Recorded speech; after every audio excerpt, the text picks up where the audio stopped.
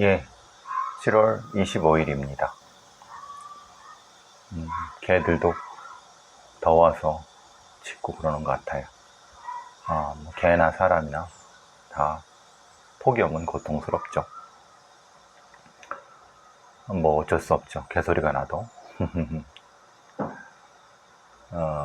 지금 뉴스 하나가 있는데 경찰에서 화력을 10분의 1로 낮춘 권총을 개발해서 내년에 현장에 투입하겠다. 이런 기사가 연합뉴스 바로 났어요. 그래서 이제 이런 생각이 드는 거죠. 또 뻘짓하나? 이런 생각이 들지만 뭐 함부로 또 뻘짓이라는 얘기 할 수도 없는 거고 나름 노력이 아니겠느냐 이런 생각도 들지만은 그럼 왜 이게 필요한가? 즉 지금 지구대 경찰들이 일부지만은 차고 다니는 38 구경은 스미스 웨슨 엄청나게 오래된 겁니다. 60년대 그때 도입된 거. 그 생산 번호 이런 거 보면 그때 굉장히 오래된 겁니다. 그리고 실제로 쏘지도 못해요. 그리고 무겁고 이 벨트에 하면은 허리 디스크, 왜냐면 그게 계속 차고 다니니까. 그래서 이제 테이저건을 많이 나이 든 사람들한테 하고, 실제로 38은 있어도 사실은 굳이 쓰지 않으려고 하는 그런, 그냥 어차피 실탄을 쏘질 못하니까. 그러면은 그런 얘기 때문에 이전에서도 그런 얘기는 많이 나왔습니다. 그러니까 한국적인 치안 현장에서 필요한 제압 도구가 뭐냐? 그러니까 미국처럼 총기가 합법화된 나라라고 하면은 당연히 이 권총이 아니라 그 이상의 미국식의 슬라이드형 막 그런 거 좋은 총들 써야 되겠죠. 탄창도 갈아 끼고 막 그런 걸로. 근데 우리는 그런 상황이 아니니까. 그러면 굳이 그런 총기는 필요 없고, 그렇지만은 혹시 모르니까 이 경찰차라든가 아니면 뭐 지구대 같은데 긴급하게 쓸 수 있을 정도를 예비로 보유하는 건 맞다.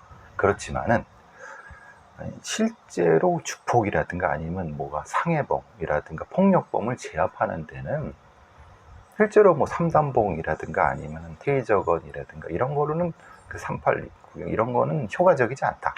38은 너무 세고 죽을 수도 있고 그리고 불구가 될 수도 있고, 테이저건은 사실은 쏘게 되면은 정확히 못 맞추면 오히려 반격을 당하고, 3단봉 같은 경우는 제대로 훈련을 하지 않는 한 위력이 별로 없다. 왜냐면 사시미 칼 들고 아니면 쇠파이프 같은 거 들고 다니는 애들한테 3단봉이 무슨 의미가 있느냐.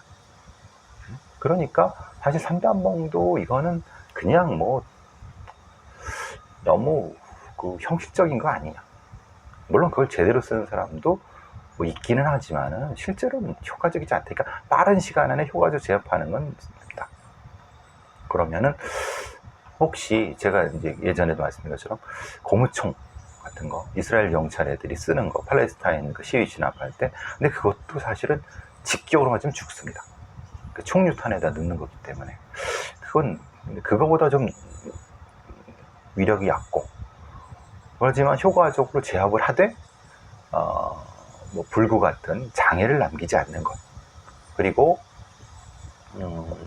그리고 이제 말하자면 본인도 보호할 수 있는 것, 이런 거를 개발을 해야 된다. 근데 이런 얘기 계속해서 듣는데 그거를 뭐 굉장히 뭐 오랫동안 얘기하다가 위야무야 되고 계속 그랬어요. 근데 지금 나온 게 이제 뭐 10분의 1로 낮춘 권총이라고 하네요.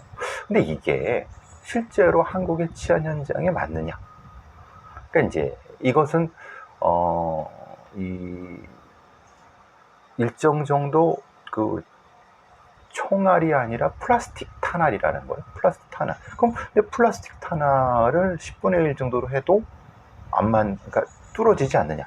물론 그건 당연히 이 타격은 주겠죠. 근데 플라스틱이라 하더라도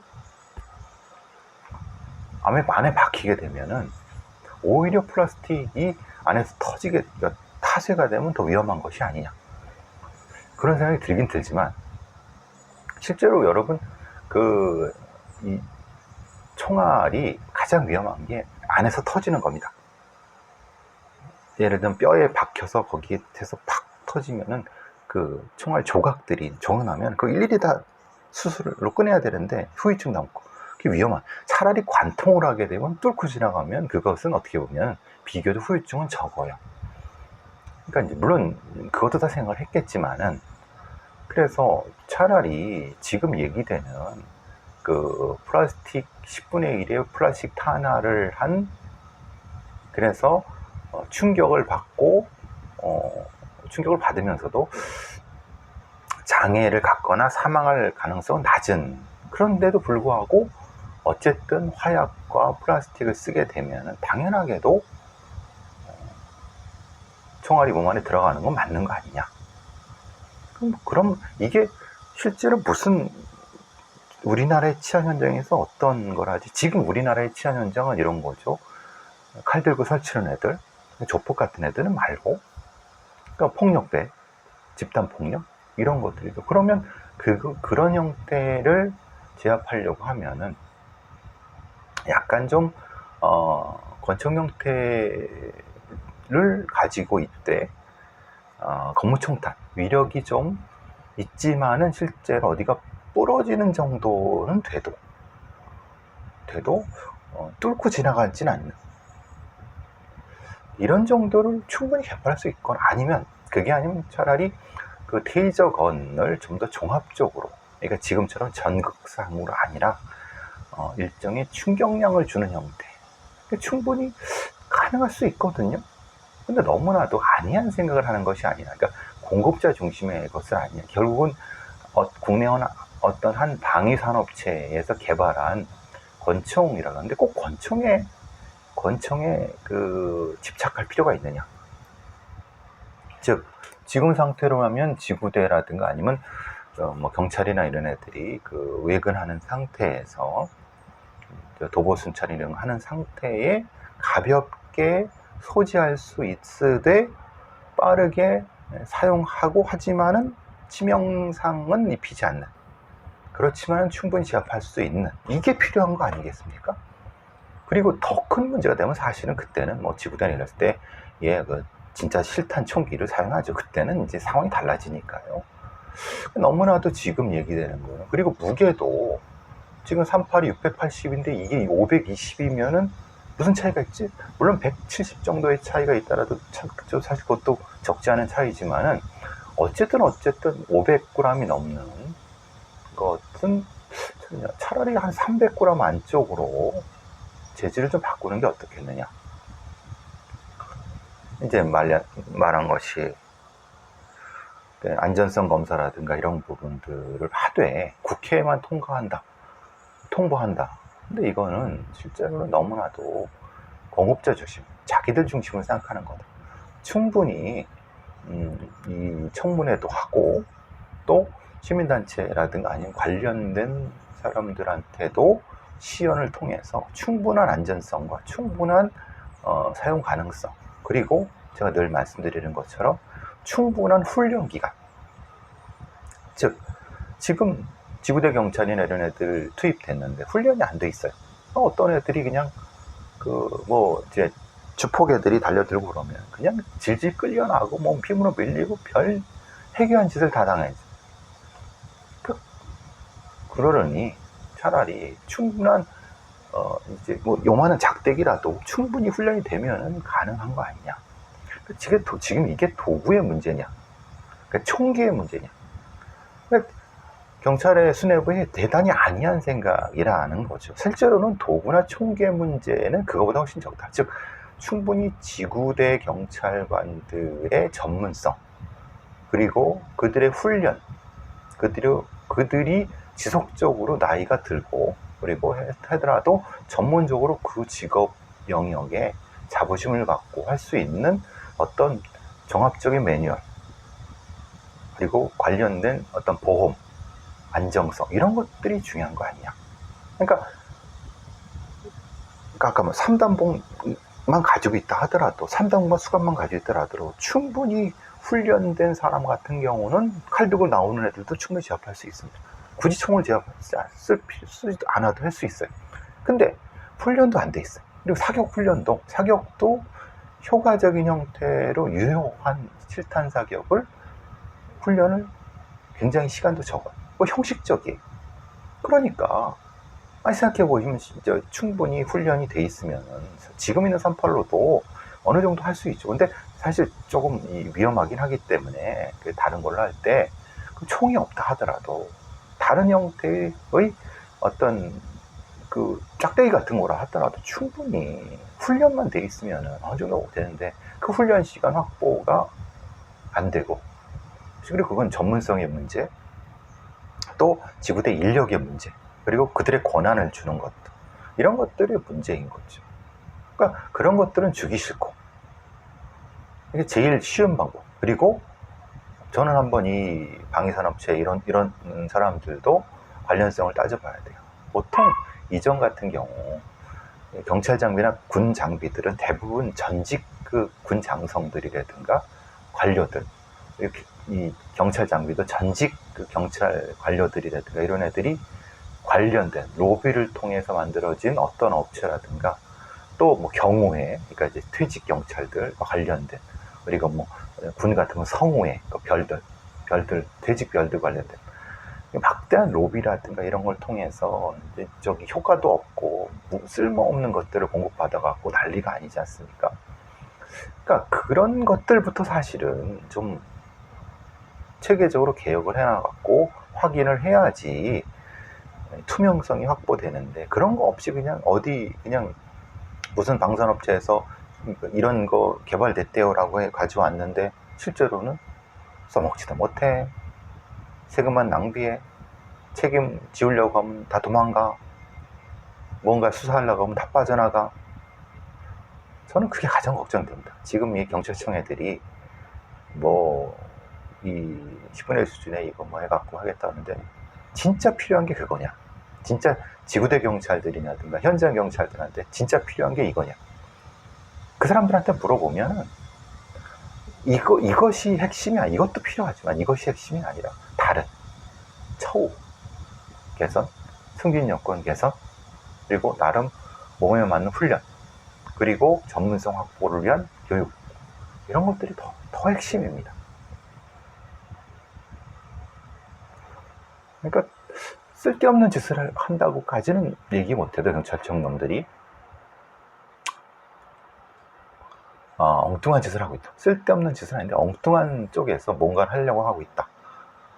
반드시 이 관련된 황산업체 이런 애들도 뒤 조사를 해서 혹시라도 불법적인 요소가 있는지 확인해 보고, 중요한 건 그게 아니라 진짜 지금의 현장 경찰한테 진짜 필요한 것들을 먼저 우선순위를 매겨서 해야 된다. 그런 생각을 한번 해봅니다. 지금 이 총 얘기가 나와갖고 참, 저도 이제 경찰청에서 그 지역 경찰 평가위원을 한 2번, 3번 나가는데 여러 아이디어들이 많이 나옵니다. 보니까 좋은 아이들도 많은데 어쨌든 그런 생각이 듭니다. 이런 공무원이 있네요. 이게 참 황당한, 지금 생각해도 좀 황당한데, 어떤 공무원이냐면, 그러니까 이제 어떤 자기보다 다른 공무원이 일을 잘해. 굉장히 업무가 잘해. 잘 처리하고 있어. 상사로부터 인정을 받아. 그러니까 그게 시기심이 났는지 그 공무원의 업무한 거 자료를 다 파기를 해버린 거예요. 일요일날 나와서. 이런 자식이 다 있나? 웃긴 새끼네. 그 자료를 파쇄해서 업무를 지연시켰어요. 그래서 이제 결국은 아마 이제 파면된 것 같아요. 아니 뭐라고 하나, 직위 해제된 것 같아요. 도대체 얘는 뭘까? 그것도 40대래요. 40대면 적어도 공무원 생활 10년을 했다는 거잖아요. 10년 좀 더 왔다 갔다 했겠죠? 그런데 49살이에요. 그럼 10년은 더 했겠죠. 한 15년 했겠죠. 30대 초반에 했다고 해도 15년은 했을 거란 말이에요. 뭐 하는 놈이지? 근데 더 황당한 것은 이 인간의 그 동료들하고 하는 인간들이 선처를 탄원서를 제출했다는 거예요.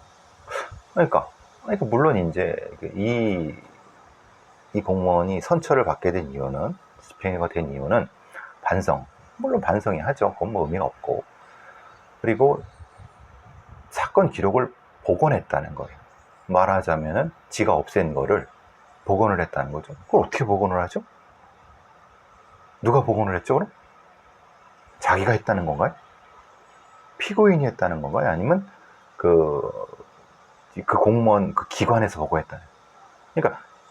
그러니까 자기가 삭제한 거를 복원했는데 많은 도움을 줬고, 아니면 그거를 이렇게 했다라고 하면 뭐 그럴 수 있지. 그거는 이제 선처받을 수 있는데, 이게 그 얘기가 아닌 것 같아요. 그러니까 기관에서 복원해서 이걸 회복 불가능한 건 아니다, 이 얘기예요. 근데 본인은 정작 무슨 도움을 줬는지 얘기가 나오지 않아요. 그러면 이게 본인이 반성했다고 하는 건가요? 오히려 반성했다고 하면 복원에 적극적으로 도와줘야 되는 거 아닌가요? 근데 그 다음이 황당하죠. 탄원서를 제출했다는 거, 선처를. 근데 대부분 이런 경우는 여러분도 아시겠지만 걔네들이 하고 싶어 하겠습니까? 생각해보면. 예? 그럼 보통 49이라면 중간 간부쯤 되잖아요. 그러면은 보통 이렇게 되면은 그 위에 있는 놈들이 야, 저 서명 한번 해줘 라고 하면 울며 겨자 먹기로 해갖고 이렇게 서명 받아서 탄원서. 그러니까 그 탄원서의 진실성이 의심되는 거죠. 근데 기본적으로 49이나 처먹어갖고 다른 사람의 어떤 업무 했던 자료를 삭제해갖고 그 사람을 곤경에 빠뜨려갖고 이따위 이런 정신상태를 가지고 있는 놈이 49살 공무원이라는 게 말이나 됩니까? 그리고 이거에 대한 온정주의, 이런 것들이 횡행하니까 공무원들이 시를 못 받고 무능하다는 소리를 듣고 지들끼리 같이 꿍짝꿍짝 한다는 소리를 듣는 거 아닙니까? 그것도 이거를 또 이렇게 선처를 한 판사놈도 웃긴 놈이죠. 이 지금 상황에 세 가지 선처요건에서 실제로 참작할 게 아무것도 없는데, 결국은 뭐냐면 변호사들이 이렇게 해주는 거 보고 이렇게 뭐 선처해줬겠지. 결국은 지도 역시 나중에 변호사가 돼서 비슷한 걸 수임하게 되면 나 이렇게 해줬다 이런 식으로 해서 자기도 수임할 수. 판사도 문제고, 그걸 선처 도장을 탄원서에 서명했다고 하는 놈들도 문제고, 이렇게 이래서 개판이라는 겁니다. 공무원 범죄가 제대로 처리되지 않고 이러면은 대부분 왜 이렇게 이 공무원 범죄들이 많나, 비리가 많나, 이런 거는 이걸로 보면 뻔히 알 수 있는 거 아닙니까? 웃긴 거죠. 황당한 거죠. 국민들만 피해 보는 겁니다. 결국은 지들끼리 꿍짝꿍짝해서 뭐 선처하고 뭐 이제 넘어가는데, 실제로 그 업무를 처리한 시간 국민의 세금으로 월급을 줬는데 그거에 대한 손해는 누가? 아무도 책임 안 지는 거죠. 그러니까 이건 엄중하게 처벌받아야 되는 거죠. 웃긴 놈들인 거죠, 사실은. 지금 사건 하나가 있는데, 이 사건은 이 등산로 시악산이라고 하는 데에서 살인 사건이 벌어졌나 봐요. 부산 서구, 지난 23일 오후에. 근데 사실은 사건이 벌어진 건 지난 23일이 아닙니다. 벌어진 건 4월 3일입니다. 그러니까 한 석 달 지났죠. 한 100일 정도 좀 된 것 같아요. 지난 4월 3일 부산 서구 시악산에서 한 새벽에 아마 운동회를 오셨던 것 같아요. 70대 남성이 흉기로 여러 차례 찔려서 돌아가셨나 봐요. 근데 상처가 얼굴에 집중되어 있는 것 같아요. 그러면 여러분, 제가 계속 말씀드렸지만 얼굴은 분명한 것은 감정선이 있는 거다. 그리고 그것은 무엇인가 말을 듣고 말다툼 비슷한 형태를 통해서 뭐 혀라든가 이런 눈 이런 데를 공격하는 건 그 상황에서 벌어진 어떤 것일 수 있다. 이렇게 보는 것이 맞습니다. 그러니까 쫓아가서 원래 타겟을 해놓고 쫓아가서 찌르고 이런 것이 아니라 그 자리 상황에서 무엇인가 벌어졌던 것일 수 있다. 그러니까 계획적인 건 알 수 있지만은 무엇인가 타겟은 맞는 것 같다. 이런 부분인 거죠. 그래서 이제 새벽 시간이기 때문에 목격자도 없고 CCTV도 없었대요. 좀 안타깝죠. 그래서 부산경찰청과 서부경찰서에서 70명이 투입돼서 했는데 대략 그 흉기도 발견되지 않았고 가져간 거죠. 말하자면 찌르고 닦고 가져가겠죠. 아마 가방이 있었을 가능성이 높겠죠. 그러면 그 피 같은 경우를 뭐 수건이라는 걸 통해서 감춘 다음에 가방이나 품 안에 넣었을 수도 있고 그렇게 이동했을 가능성. 그리고 이런 산 같은 경우는 대부분 길들이 출입구가 여러 가지이기 때문에 보통은 이제 차로 이동했을 가능성이 있기 때문에 주변에 차를 뒤져보는 게 어떤가 싶습니다만 7cm에서 길이 7cm, 너비 2, 3cm니까 그냥 약간 넓은 과도? 그러니까 그러면 이 흉기의 용도를 분명히 알 수 있는 것 같고, 다만 이 피해자의 등산용 스틱에서 DNA 조각이 좀 발견됐는데 검출할 정도는 아니었다니까 검출 못했는 거죠. 근데 이제 문제는 경찰 애들의 수사가 이제 뭐 다른 거 없으면 그냥 뻗치기 하고 원한 채무. 근데 사실은 이건 아까 말씀드렸지만 그건 부딪혀서 한 거기 때문에 제가 보기에는 이 사람이 피해자의 개인을 뒤지면 나올 게 없는 것 같아요. 프로파일링은 금방 나오죠. 그러면 인근 용의자를 찾아야 되니까 주변에 있는 뭐 500세대 뭐 이게 이동세대인데 사실 이거 의미가 없죠. 왜냐하면 보통 이런 경우는 차를 이용해서 등산하고 왔다가 이동하는 거니까 인근이라는 게 너무 넓어요. 부산 서부라고 하지만 북구나 아니면 뭐 다른데 그런 구에서 오게 되면 그걸 다 두지 못하죠. 그러니까 이렇게는 수사가 되면 안 되거든요. 그리고 뭐 선원, 이지에 선원 거주자가 많아 선원을 했다면 그것도 선원은 모르겠어요. 선원이 굳이 그런 칼을 쓸까요? 그 부분은 좀 아닌 것 같고. 어쨌든 지금 DNA 대조를 위해서 이랬는데 DNA가 조각 때문에 잘 안 나오는 것 같아요. 지금은 그냥 수사가 정체된 상태죠. 수사를 더 하겠다고 하지만, 그러니까 이런 경우가 사실은, 그러니까 증거가 미약해. 그리고 비대면성이 의심돼. 그럴 경우에 수사 방식이다. 아까 말씀드린 것처럼 이거는 공간적 방식을 사용할 수도 있고 수법적 방식을 사용할 수도 있고, 근데 수법적 방식이라고 하는 거는 동정정과자가 아니겠죠. 그러면 이것이 이 범죄가 진화된 방식이 이전 전과 혹은 이전 수사 경력자를 두들겨 보는 게 맞고, 이거는 단독범일 가능성이 높다고 하면은 단독으로 움직이는데 그 근처로 등산을 오는 단독 등산객 뭐 이런 형태로 좀 더 범위를 넓혀야 될 거라는 생각이 들어요. 그러니까 이거는 진짜 프로파일러들이 투입돼야 되는 부분인 거죠. 초기부터. 근데 잘 안 된 것 같아요. 그러니까 여기서 제가 말씀드리지 못하지만은, 말씀드리기 어려운 부분이 있지만은, 수사 방식은 지금 얘네들이 하는 이 구시대적인 방법으로는 안 되죠. 이런 수사는. 근데 물론 이것도 해야 돼. 그러니까 그것도 해야 되고 제가 말씀드린 방법도 해야 돼요. 그러니까 근데 하나를 한다고 하나를 포기하면 안 된다는 거예요. 동시에 진행이 돼야 된다는 건데 그게 안 됐기 때문에 실제로는 사건이 지금 미국으로 빠졌던 것 같아요. 혹시 이게 또 뭐 범인이 잡힐 수도 있지만 지금 상황으로는 증거도 없는 상태고, 그러니까 제가 말한 방식 몇 가지가 실제로는 도움이 될 수 있을 것 같은데, 어쨌든 부산경찰이 사실은 프로파일링 시스템이라든가 강력범죄 수사 시스템이 그렇게 그러니까 전문적인 형태의 이런 형태의 형사범죄는 좀 더 전문화가 필요하죠. 그런 수사대가 별도로 필요하죠. 모르죠. 조금 더 진행됐을 수도 있는 거 좀 기다려보죠. 이 부분은. 이제 계속 말씀드렸던 것이, 이제 제가 늘 이런 사건 저런 사건에서 이런 기사들이 제일 불편합니다. 무슨 거냐면 법대로 해, 묻지마, 고소, 고발, 공화국, 경찰력 낭비, 이런 기사들입니다. 그러니까 한 해 고소고발되는 게 80만 정도. 근데 기소율은 16%밖에 안 된다. 그래서 왜 고소하느냐? 제가 말씀드렸지 않습니까? 분쟁을 해결하기 위해서 합의요도. 예를 들면 어디에 이제 뭐 명예훼손구를 썼다 그러면 그 훼손굴에 어떤 로펌이나 이런 애들이 합의요도 돈을 뜯어낼 목적으로 이렇게 하는 경우도 있고, 채권 채무 관계인데 일단 형사 고소부터 하는 경우도 있고, 그리고 또 가장 많이 하는 건 무슨 단체에서 고소 고발 먼저 하고 고발부터 하는 거죠. 무슨 예를 들면 무슨 연합이나 협회나 무슨 데에서 정치인 누구라든가 뭐 관료 누구 아니면 어떤 셀럽들을 고소해 갖고 그냥 하는 형태.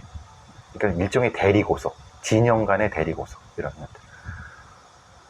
그러니까 이런 게 왜 그러냐. 그래서 나오는 게 그런 것들이 시간이 너무 경찰들이 너무 없다 시간이. 그러니까 민생 사건을 하기도 힘든데 이런 고소고발 사건을 다루기가 너무 힘들다라는 얘기를 하는 거예요.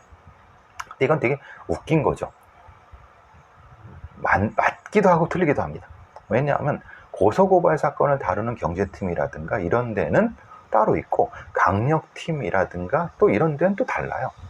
그러니까 지금 얘기하는 건 정확히 말하면 예전의 경제팀, 고소고발 조사하는 쪽을 얘기하는 거고, 나머지 다른 강력이나 뭐 성범죄 이런 부분들은 맥락이 좀 다르죠. 그러니까 이걸 퉁쳐갖고 80만 건 이렇게 되는 거예요. 근데 그러면 대안에 대해서도 얘기를 해줘야 되잖아요. 물론 아까 말씀드린 것처럼 법무부에서 폭증해갖고 70만, 80만 수준이라고 하는데, 그래서 이런 거죠. 경찰대 시한정책연구소에서 우리나라는 10만 명당 1068명인데 일본은 7.3명이다. 무려 146배 차이 난다. 이건 너무나도 차이가 나는 거 아닙니까?